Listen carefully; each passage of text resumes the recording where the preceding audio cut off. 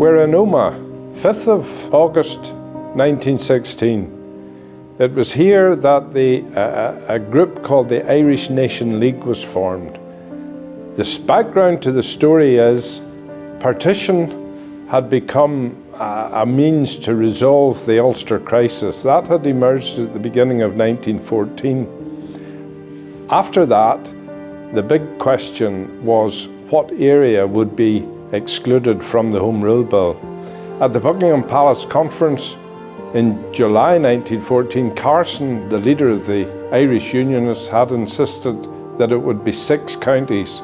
Redmond, the leader of the Irish Nationalists, had refused that. So as they entered the war, there was, I think, a realization that some form of exclusion or partition would take place. The exact area was yet to be determined, as indeed was the permanence of any partition agreement. After the Easter Rising, the Prime Minister Asquith visited Ireland.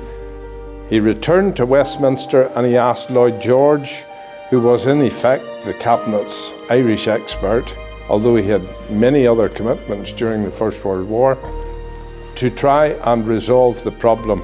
The Irish Party, the Constitutional Nationalist Party, were desperate to find a solution after the Rising.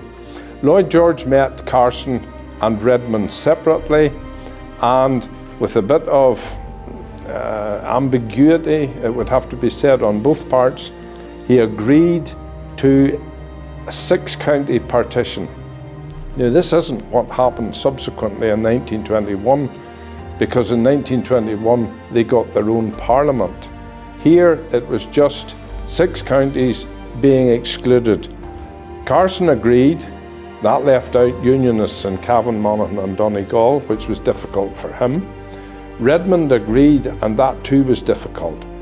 The Nationalists voted on the Lloyd George deal, famously at St Mary's in Belfast on the 23rd of June 1916, and by a majority, thanks to a brilliant speech by Joe Devlin, the Ulster Nationalist leader, the West Belfast MP, the motion was carried and the Lloyd George deal to exclude 6 counties from a Home Rule settlement was agreed. Now that left Nationalists in the west of the province, Tyrone, Fermanagh and Derry City, really angry, furious, because of course Derry City, Tyrone and Fermanagh had clear Nationalist majorities and they wanted to be part of Home Rule. So it was the frustrated West Ulster Nationalists, and particularly those in Omagh.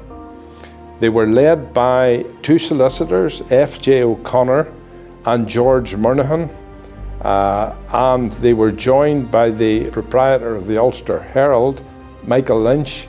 These 3 are the main characters in the establishment of the Irish Nation League. It was an anti-partitionist movement. John Dillon subsequently, a fortnight later actually, writing to T.P. O'Connor, described them as the anti-exclusionists.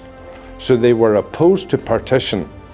Now the thing about the Irish Nation League, the movement didn't survive, although quickly, within a couple of months, you had 40 branches in Tyrone and Fermanagh, 20 of them here in Tyrone, a lot of them close to Omagh. So there was support for constitutional nationalism, but a more militant form of constitutional nationalism which was opposed to partition. Subsequently, the Irish Nation League was swallowed up by Sinn Féin. It struggles to break out of the West Ulster, particularly Tyrone and Fermanagh confines. By that stage, Sinn Féin has gained momentum. The release of prisoners in December 1916 actually provides a sudden boost for this emerging Sinn Féin movement. And the story of 1917 is a Sinn Féin movement that quickly gains momentum. It wins a series of by-elections in the south and establishes itself as the dominant nationalist party in Ireland. And in doing so, it swallows up the Omagh-based Irish Nation League.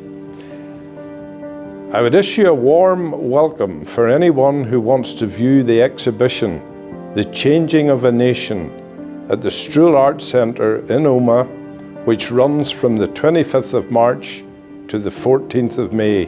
You'll find it very interesting.